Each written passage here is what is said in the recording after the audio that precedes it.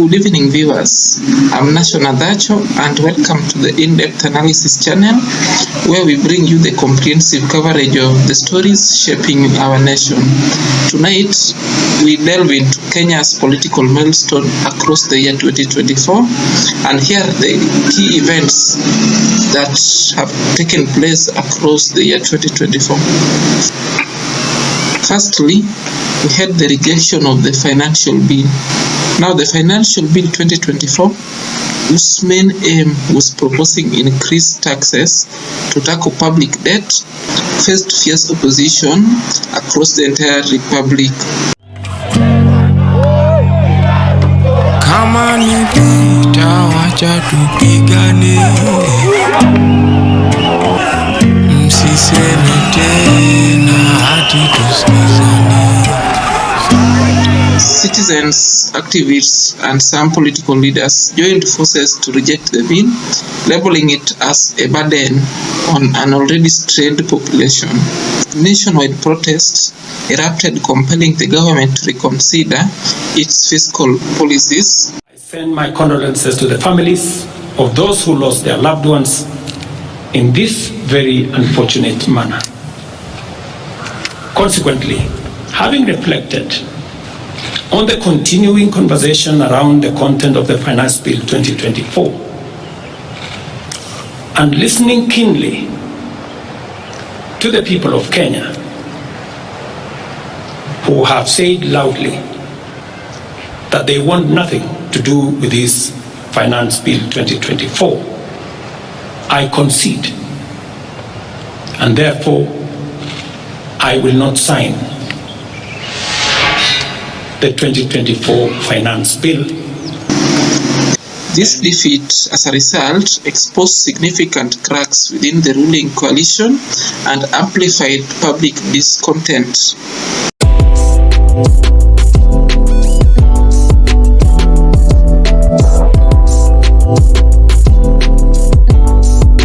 The second major political event that followed was the Gen Z protest movement.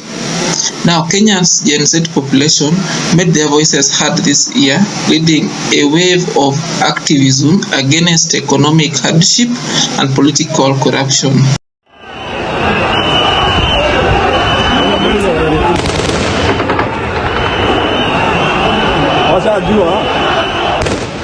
Utilizing the social media to mobilize, these youth protesters demanded systematic reforms and youth representation in governments. Their peaceful yet determined actions captured international attention, during which the pressure was added to the political elite to respond to their concerns.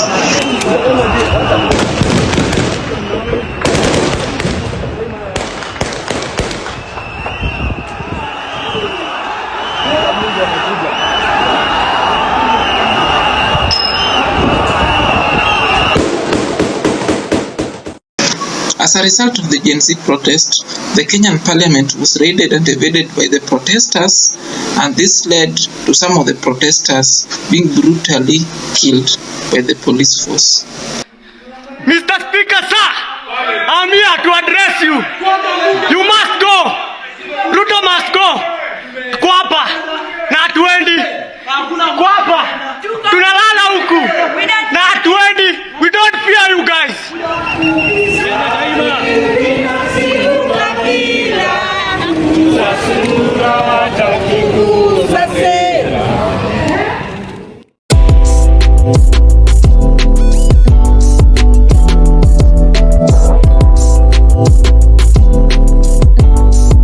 Guys, the third major political event that took place in the year 2024 was the formation of a broad-based government. In an effort to ease political tensions, President William Ruto introduced a broad-based government, inviting opposition and independent leaders into key roles.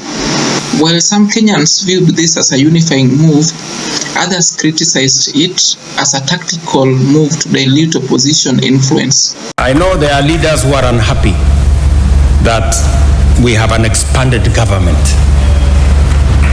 We have a government that brings everybody on board. Let me just tell them, this country belongs to all of us. There is no special Kenya.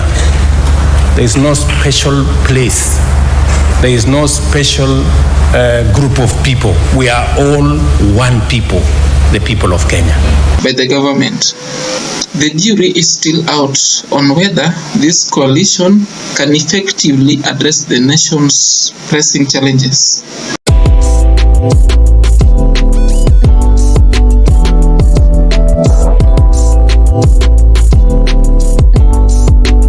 The fourth major political event that took place in the year 2024 was the impeachment of the former Deputy President, Honorable Rigathi Gachagua.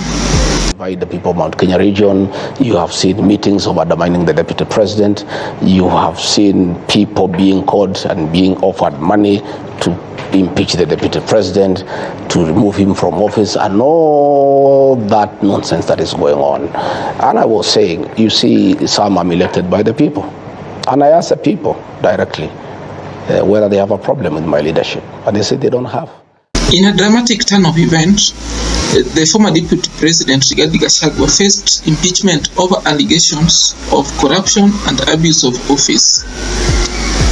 Parliament's heated debate culminated in a vote to remove him from office. While his supporters condemned the proceedings as politically motivated, the decision has undoubtedly shifted Kenya's leadership dynamics and stirred intense public debate. Looking at your own document, is the Deputy President saying the truth or is he not saying the truth? Remember, you are a lawyer all the time. The estate of the deceased James Derito Gachagua owns 10,000 shares. Out of how many shares? I wouldn't vouch for the truthness of the Deputy President's I'm saying testimony. The estate of the late James Derito Gachagua owns 10,000 shares. Out of how many? 10,000. Mr. Mutusa, you told me you are a lawyer. Yes. And let's be lawyers now. Yes.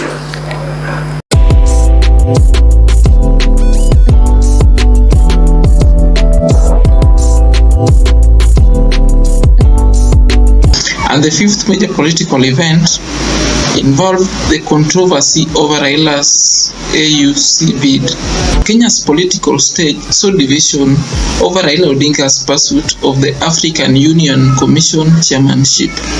Raila supporters touted his candidacy as a win for Kenya's continental influence, while critics argued that he should continue playing his role as an opposition leader. Even as Raila's bid continues gaining support across Africa, solidifying his reputation as a key regional figure, most Kenyans, especially the youth, are still not willing to back up Raila Odinga's bid as the AUC chairman.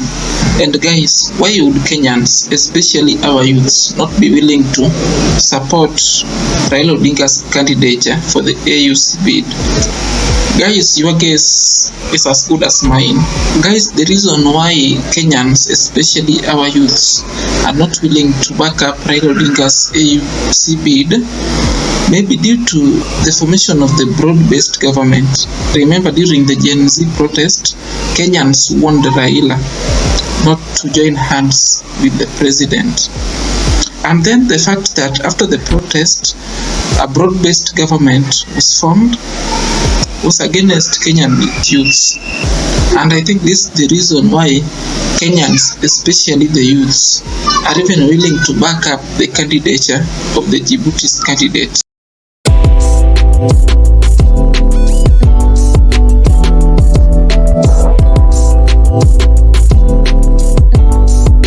Last but not least, guys, is a major political event that just took place recently, and that was the public rejection of the leasing of the JKIA airport to Adani. Guys, this was a major controversy that erupted this year over President William Ruto's proposal to lease the Jomo Kenyatta International Airport to Adani Group, an Indian multinational corporation. Guys, this move faced fierce public opposition, with criticism accusing the government of compromising national interest for foreign investments. Protesters argued that the airport, a key national asset, should remain under Kenyan's control. Nani?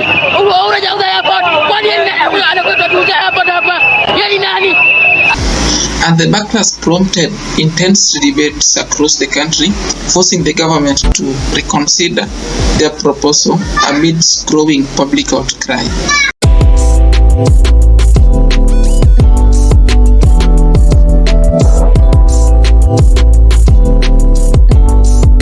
Guys, those were the major events that have shaped our Kenya's 2024 political landscape.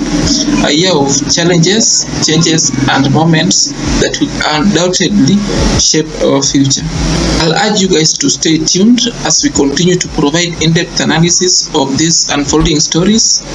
Kindly guys, remember to support our channel by liking our video and by subscribing so that the YouTube can recommend our videos to many viewers. Thank you so much guys. I'm Nation Atacho, wishing you a reflective evening. Bye.